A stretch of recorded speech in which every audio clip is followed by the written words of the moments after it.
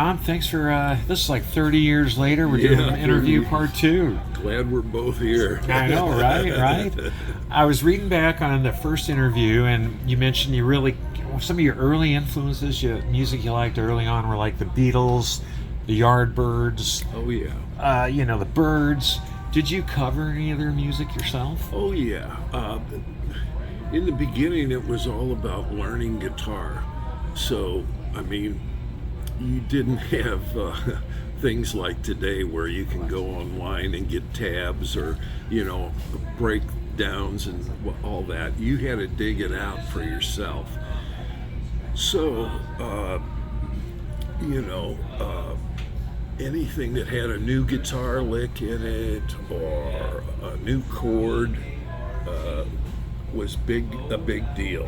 And of course, I enjoyed all the. Oh, stopped. I'm sorry. It stopped where you said guitar. If you were digging it, so if you knew anything that had a new guitar chord, there you go. That's what most of my music involved, was learning more on the guitar.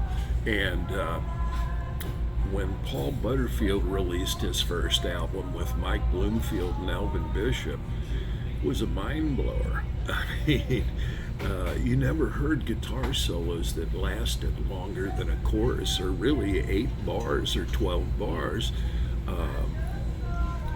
There wasn't that much guitar information or solos. I mean, so to hear those guys play was big inspiration. And then of course you find out that they learned from Muddy Waters, people like that. But I have to say, there were 2 things in my early life that really opened doors for me, and one of them is the county library. We would go, my mom would take me and my buddies and my sisters to the county library during the summer.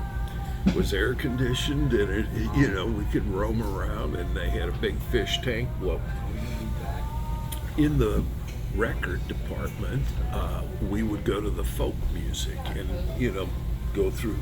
Well, there was this one called The Father of Folk Blues on Columbia, and it was Son House. And I saw his picture on the front, and he had this like bow tie, kind of like the Cowboys wear or whatever. And I thought, that's interesting, So we took that record home, and it changed my life. I remember dropping that needle down and hearing, I got a letter this morning. You know how it read. It said, hurry, hurry. The girl you love is Death Letter Blues. I mean, it was, oh my gosh, it was like watching a half-hour black and white TV special or an old movie and that line about, I didn't know how much I loved her till the good Lord's sun went down. The thought of the finality of it. Now he knows she's gone and dead, and he realizes how much, oh my gosh. And the sound of the guitar was just, it sounded old and broken and beat up, and it was the most raw thing I think I'd ever heard, but it transformed me. And that whole album, to this day, I love every cut on there.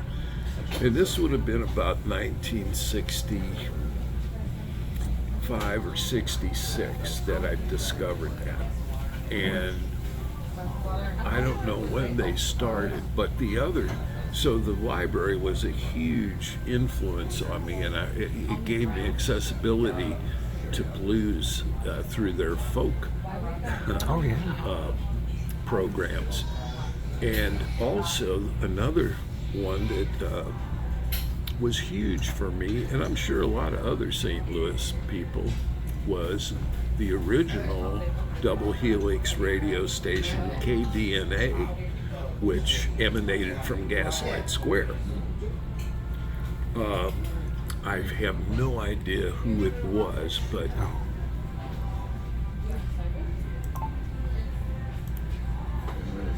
let's start. It dropped off at KD&A. Okay. Let's just pick up there.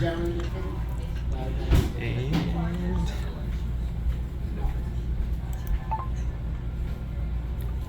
KD&A radio, which I believe originated down on Gaslight Square, had wonderful shows that I loved listening to, but I don't know that they were actually shows. It was just stuff being played. But you could hear anything from classical music to lecture by Timothy Leary to Lead Belly to Right. The Beatles. It was whatever. There was no format. And I loved it because I never knew what I was going to hear. Well, and I don't know the DJ's name or what, but there was this great show on where they would play like Cream doing Crossroad, and then here's Robert Johnson, and then they do, the Rolling Stones doing Love in Vain, and then Robert Johnson.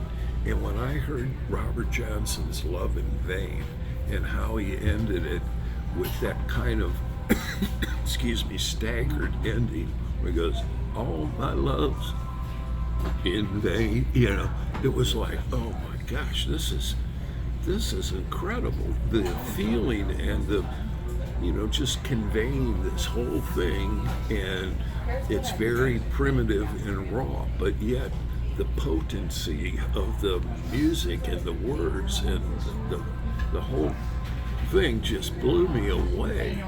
Now at the same time, I'm listening to Junior Walker play shotgun, and the Temptations, and the Rolling Stones, the Beatles, all of it.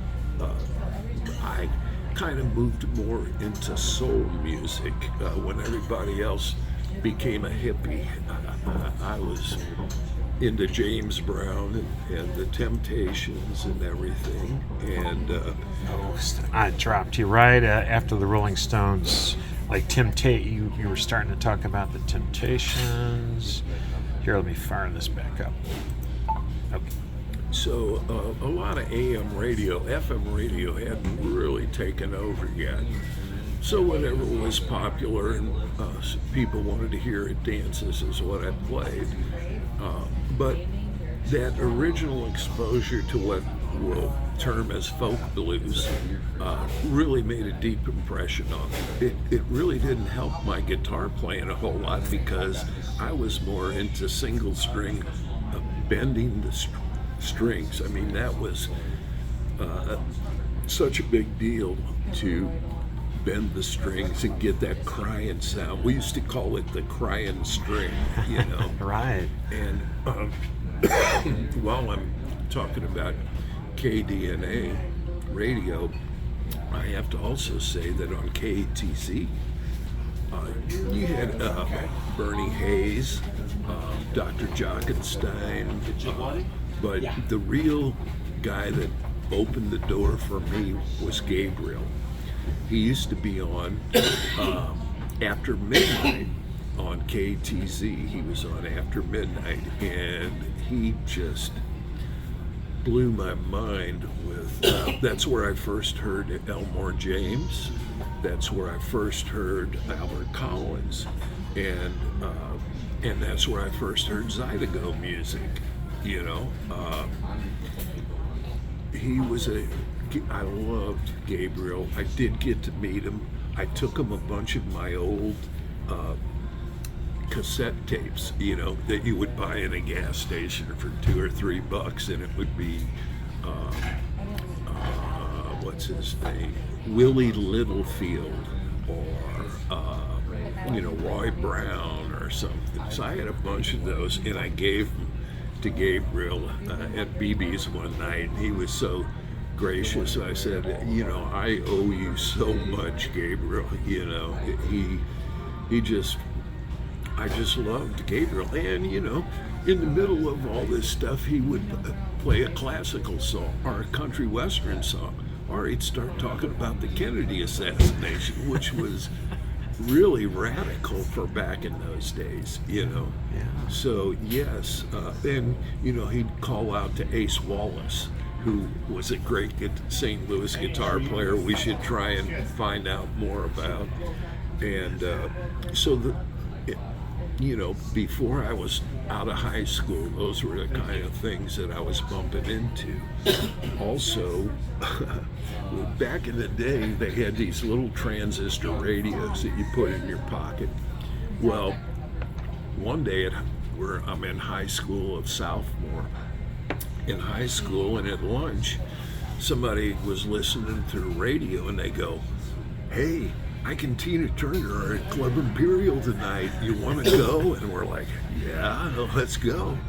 So we went down and heard Ike and Tina Turner at Club Imperial, and they had just returned from Europe playing, and I want to tell you, it was unbelievable. And they had a left-handed guitar player in the band. It wasn't Hendrix though, but I'll always remember this first time I saw a left-handed guitar player. And but Ike was that his name was bigger amongst the St. Louis musicians, say, than Albert King or Chuck Berry. That was a group, you know, an age group before my age group, but from our group, age-wise, Ike Turner was the buzz, you know. And Prancin', the song Prancin', you had to be able to play Prancin' or you wouldn't get a gig. Didn't Benny Smith help teach him that? Yes. I thought so. Yes, and you know, I'll tell you this story. We're down in Eureka Springs, Arkansas, and going to a hippie record shop and buy this great Gatemouth Brown album, and it had Okie Dokie Stomp. And so I listened to it, and right away I go, that sounds like Prancin'. And I thought, wow, I guess you know. So then, years later, I meet the fabulous Mr. Benny Smith, and he tells me how Ike came to him to learn Okie Dokie Stomp by Gatemouth. And so he turned Gatemouth Brown's Okie Dokie Stomp into Prancin'. And, you know, that thread was there. And, well, I'm getting ahead of myself, I guess, with all this. But back to the 60s, when I was in high school, you had the English people were taking American music and filtering it back to us, where in America it was all tied up with record labels and stuff and AM radio stations, and it was like locked up pretty tight. I hear John Mayall, you know, playing Freddie King songs and stuff. You wouldn't hear Freddie King on the radio here, but through the English guys, we got hip to a lot of that, you know. And so the English guys really did kind of turn the light on in the room and said, hey, you know what you guys got over in America? Listen to this, you know. And so awesome.